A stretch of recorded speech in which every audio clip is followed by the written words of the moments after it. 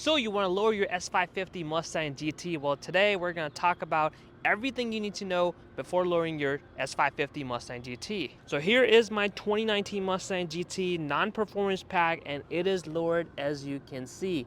We went ahead with the Steeda Spring Sport Progressive, but we're going to talk about different springs as well, the pros and cons of daily driving performance, and even some other considerations you need to do before you buy your lowering springs. So I'm going to go ahead and get started with my setup first, but then we're going to talk about different setups you can get and some of the pros and cons you should consider. So like I said, I have the Steeda Spring Sport Progressive, which did 1-inch drop in the front, and we have about 1.1 inch in the back.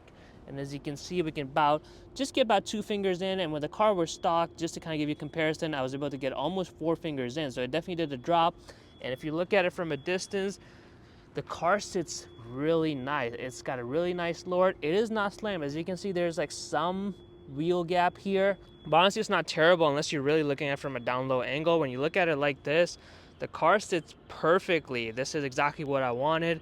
And it has the 285 wide wheels, so when you look at it from stance perspective, the wheels really kind of stick out, but they don't poke, and everything just looks so good on this spring setup. Now I know when most of us want to lower the Mustang, we are concerned with how it's gonna look, the stance and all of that stuff, but we kind of forget about the performance and the ride quality aspect, which is exactly what I want to cover. Now, if you just want the looks, this is, in my opinion, the perfect setup you can get. About 1-inch drop from the front and the rear. It sits really good, and you can daily drive it without any issues. Now, you could go with the iBox Sportline, which will do a 1.5 drop, and that will look a little bit better. You will pretty much eliminate all the wheel gap, but it is definitely going to ride a lot rougher than this one.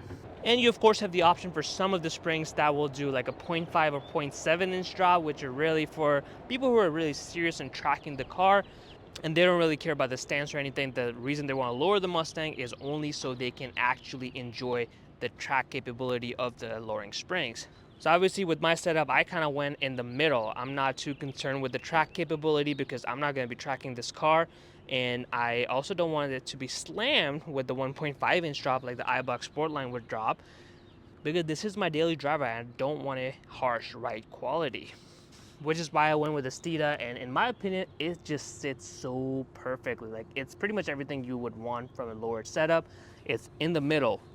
Obviously, if you want to get one of those 0.5 or 0.7 inch drops, it's not going to be it's not going to look that great, but it's going to obviously provide you a better capability at the track. So if that's what you want to do, you're probably going to need to invest in a lot of suspension components than just that. Now let's talk about the ride quality. The way my Steeda springs currently sit, I want to say the ride quality is probably 10% worse than stock. Now of course I did not have the performance pack, so my suspension setup was just a basic Mustang GT setup. It probably got 10% worse. That honestly, I've had it for 2 years and I don't even notice it anymore. So to me, it's worth it. I can daily drive the car. I can really enjoy this car without having to worry about the downside of harsh ride quality. Now, of course, if you don't daily drive your car, then you could go ahead with some of the slam looks. If you're just a weekend car, you just enjoy it at Cars and Coffee, then you can have a slam look and not have to worry about a harsh ride quality. My personal opinion is, as far as the ride quality is concerned, we pretty much know the lower it is, the harsher the ride quality is going to get. That's just basic physics. You just can't argue with that. So getting something like a Steeda gives you a really good look without having to compromise the ride quality. I know some people end up getting some of those 0.5 or 0.7 inch minimum drop springs because they don't want the ride quality to be harsh, but they don't also not want to track the car.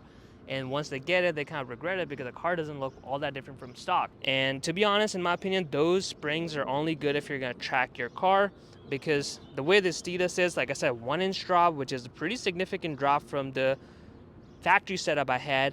It looks so good, and the ride quality is probably only 10% worse. You're not even gonna notice it unless you have a lot of bumpy roads where you live. I barely notice it nowadays, and to me, it just drives like stock car, which is why I love having the 1-inch drop on the Steeda springs.